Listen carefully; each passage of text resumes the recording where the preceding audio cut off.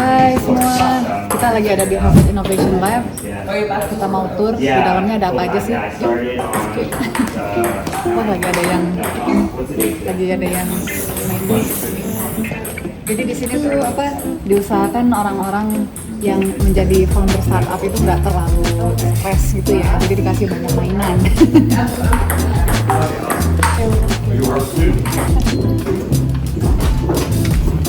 Oke, yuk. Space-nya semua anak-anak yang punya ide buat startup segala macam.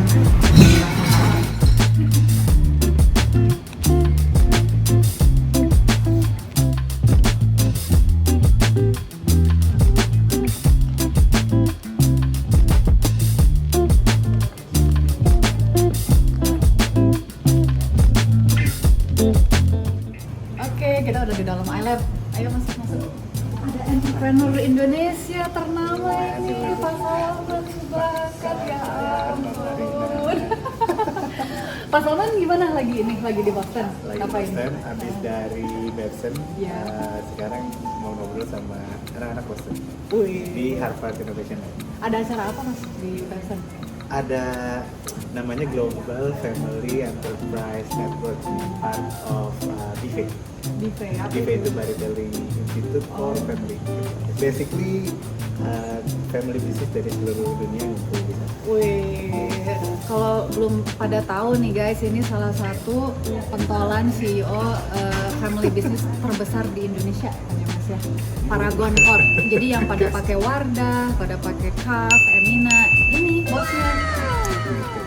Mantap, selamat datang di iLab, di Harvard Innovation Lab, Pak Salman. Gimana kita Jadi ini kesini dari jalan-jalan? rumahnya kan? Gimana kalau jadi di sini tuh kayak co-working space gitu, terus orang-orang jadi bisa pada duduk terus jadi orang-orang Harvard yang pada punya ide bisnis di sini bisa duduk kerja dan sebagainya. Suka banget ya, kayak budaya kebuka. Iya, sangat-sangat open. Terus jadi di sini ada kayak bisa duduk banyakan gitu, terus bisa juga banyak conference room di sini. Coba lihat nih, jadi kayak kalau mau take video call segala macam ada di dalam ruangan-ruangan ini. Menurut Pak Salman gimana? Kalau di Indonesia ada yang pernah kayak begini nggak? Banyak kan ya co-working Ada space sebetulnya di sana sekarang? banyak, sekarang udah mulai banyak. Iya. Tinggal diisi sama inovasi. Jadi yang belum ada di Indonesia apa mas? Kalau dari entrepreneurship di Yang Indonesia? belum ada mungkin apa ya, kayak ekosistemnya ya, mungkin agak panjang ceritanya. Cuman ekosistem itu kayak interaksi antara founder sama mentor, terus sama tim university gitu. Jadi memang selalu khawatirannya tuh para inovator itu bangunannya bagus tapi interaksinya kurang intens. Oh oke. Jadi kurang ngopi dong. Kurang ngopi. Padahal orang Indonesia kan paling jago ngopi mas. Nah, ngopinya inovator tuh mungkin Beda ya? harus lebih terstruktur kali ya. Oh gitu. Jadi kayak kalau misalnya apa ya, kayak ngomongin data, terus mungkin obrolannya itu harus, kalau sekarang tuh ngomongin ngopi iterasi gitu kali ya. Jadi kayak ngopi tapi ada iterasi 1, iterasi 2, terus ada stagesnya dulu, ada ngomongin market dulu. Jadi kayak ya itu ngopi yang gimana ya? Ngopi yang produktif. Ngopi yang produktif. Jadi lucu banget kalau di Indonesia tuh biasanya dibedakan ya mas ya, antara kerja harus serius sama ngopi itu jangan serius, padahal seharusnya digabung aja Ya kan? kerja serius diselingin ngopi. Betul. Tapi ngopinya ngopi inovasi. Ngopi inovasi, jadi ngomongin soal ekosistem, ngomongin soal kerja bareng segala Iya, macam. kadang-kadang ngobrolnya tuh harus lengkap gitu. Mungkin ngopinya harus ada agenda juga gitu. Iya. Jadi kayak ngomong market size, ngomong tentang potensi, mungkin ngopinya tuh banyak yang enaknya. Iya. Ya kan, padahal harusnya ngomong yang berat tapi jadi nyaman karena ngopi gitu. Oh, oke. Karena merasa lebih kenal ya mas Iya, ya, sama jadi datang orangnya. itu udah tahu kayak, oh ini bakal serius banget, ini bakal berat banget, makanya perlu ngopi biar bisa memecahkan masalahnya gitu. Oh iya, siap. Oke.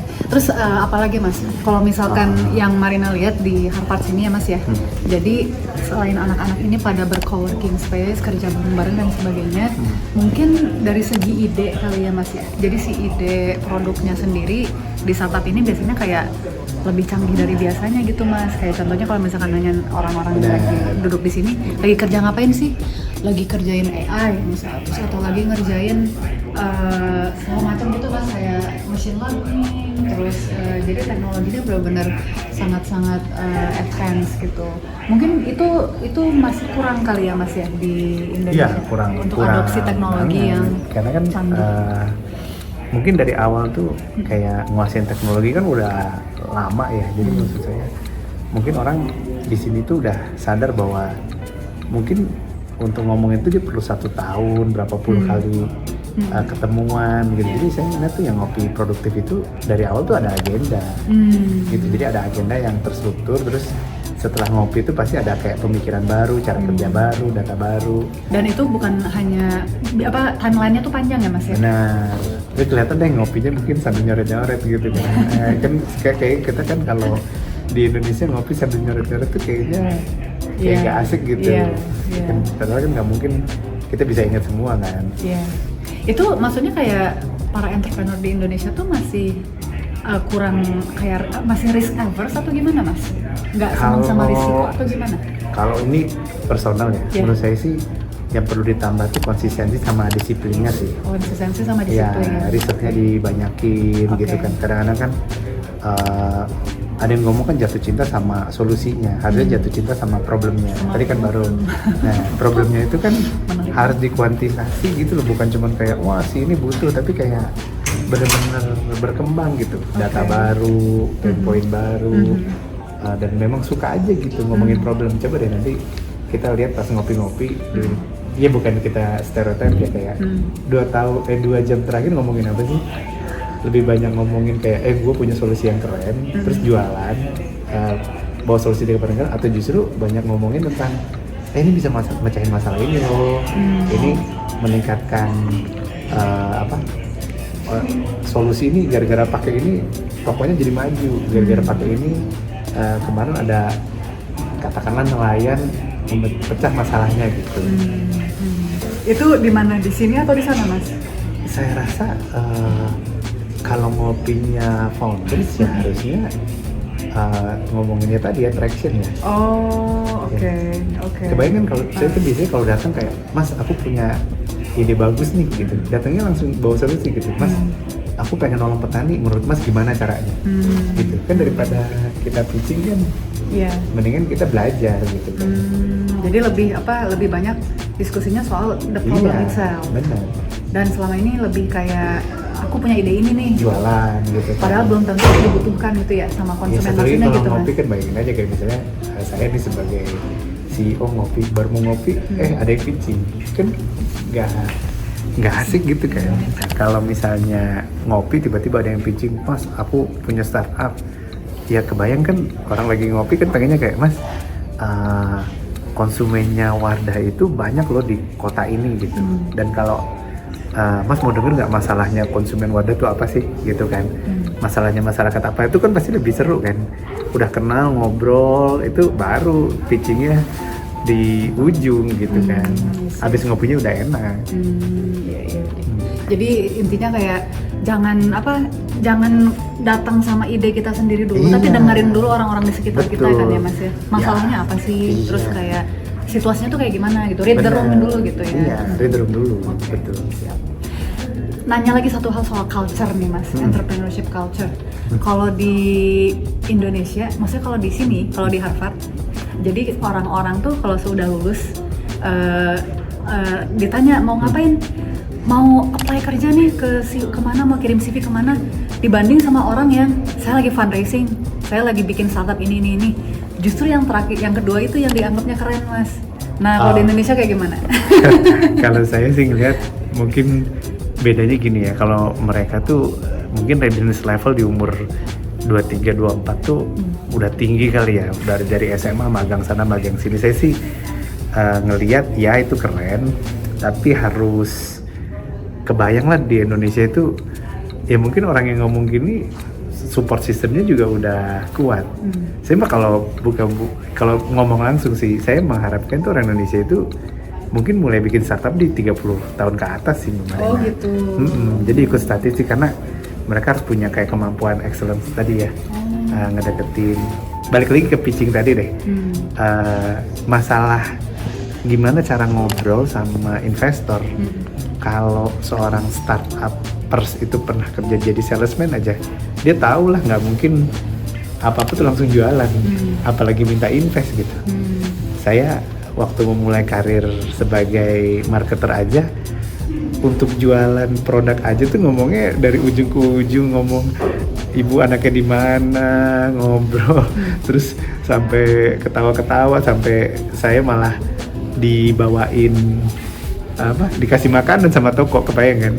Nah, kebayang nggak kalau teman-teman itu udah dicariin sama investor, ayo makan sana makan sini, kan investasi tuh tinggal ngegolin gitu. Wah, ini menarik banget. Kita jalan ke sana dikit yuk. Soalnya ini berbakat sekali nih jadi Najwa Shihab. Itu tadi menarik banget yang kata Pak Salman bilang. Soalnya kalau di Amerika sini Mas, biasanya malah yang jadi startup entrepreneur itu beneran kayak masih umur 19, 20, 21 gitu. Ya, cuman kalau kita itu memang perbedaan culture ya Mas ya? Kalau saya lihat ya, kebayang nggak sih? Coba kita bayangin nonton Netflix aja. Yang namanya orang umur 19 di Amerika tuh mungkin udah pernah volunteer ke luar negeri, udah jadi kapten tim football, udah pernah ikut lomba, udah mengorganize kunjungan. Jadi saya ngelihat jangan dibandingin orang umur 19 di Amerika dengan orang umur 19 di Indonesia. Mungkin pengalaman itu baru setara kalau dia 3 tahun kerja misalnya. Karena orang Indonesia kan kerjanya belajar ujian terus. Nah, jadi menurut saya amati tiru modifikasi gitu. Jadi kayak skill ini baru bisa kalau orang tuh udah lulus, udah kuat ininya, terus udah kerja, udah aktif di masyarakat. Nah, dan mungkin ada blessingnya juga gitu. Jadi kayak jadi lebih stabil ininya. Karena kadang-kadang dunia startup tertarik founders makin muda sebetulnya. Maturity dari startupnya itu sendiri nggak bisa dipaksain. Itu betul sih, betul banget, setuju. Jadi walaupun di sini banyak anak-anak lulusan Harvard atau MIT yang langsung jadi entrepreneur ya Mas ya, tetap aja rate of failure-nya itu masih besar emang. Justru startup-startup yang langsung mateng gitu, kayak misalkan Commonwealth Fusion sama yang Deep Tech gitu, emang para foundernya memang 40-an. Betul, kita ikut statistik. Betul, ikut statistik benar ya Mas ya. Dan itu karena itu butuh maturity ya Mas ya. Betul. Maturity dari pengalaman hidup, dari konteks, pengetahuan konteks dan sebagainya. Ya kalau di sini gagal mungkin kayak habis gagal teknologinya dibeli, habis gagal brandnya dibeli. Jadi risiko kegagalan bagi founder di sini tuh nggak segede di Indonesia. Kalau di Indonesia sekalinya gagal tuh ya udah reputasi, kesempatan kerja hilang, terus banyak lah ceritanya ya. Kalau di sini tuh kayak kan makanya namanya sandbox gitu kan.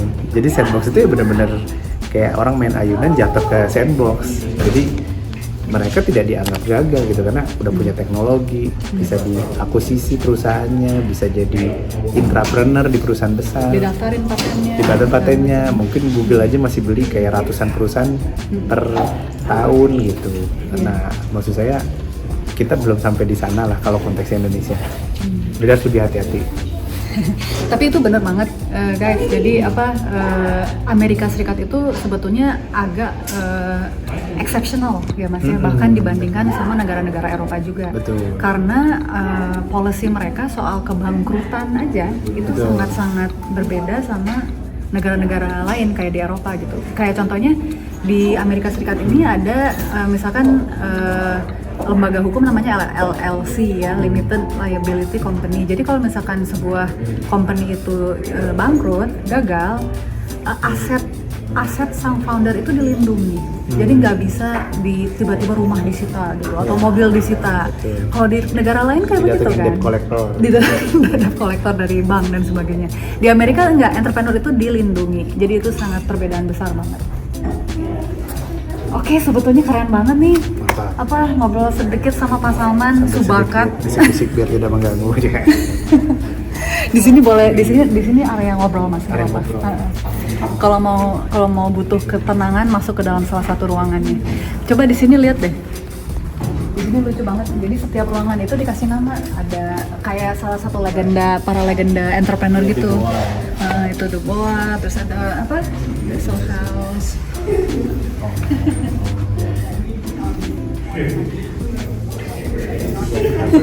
Coba catch up ketertinggalan sama MIT Betul. Dalam hal teknologi. sama inovasi. Iya.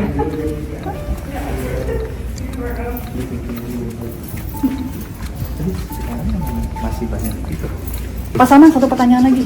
Betah nggak di Boston? Seneng nggak sama Boston? Oh, senang. Apa yang bikin seneng di Boston? Apa ya, energinya lah kayaknya ya, kayak semua orang kayak lagi mikirin sesuatu. Lagi mikir. Gitu kan. Tampangnya kelihatan visioner gitu kan. Aku pernah baca artikel Ya. soal Pak Salman. Pak Salman pasti tanya hobinya apa? Hobinya berpikir. Gitu. Iya, karena semua pada pikir, jadi saya jadi senang di sini banyak teman mikir. Ini apa? Kayaknya lukisan dari AI kali ya. Ada penjelasannya. Dia langsung di sini ya, update. Jadi kalau gini Oke. terus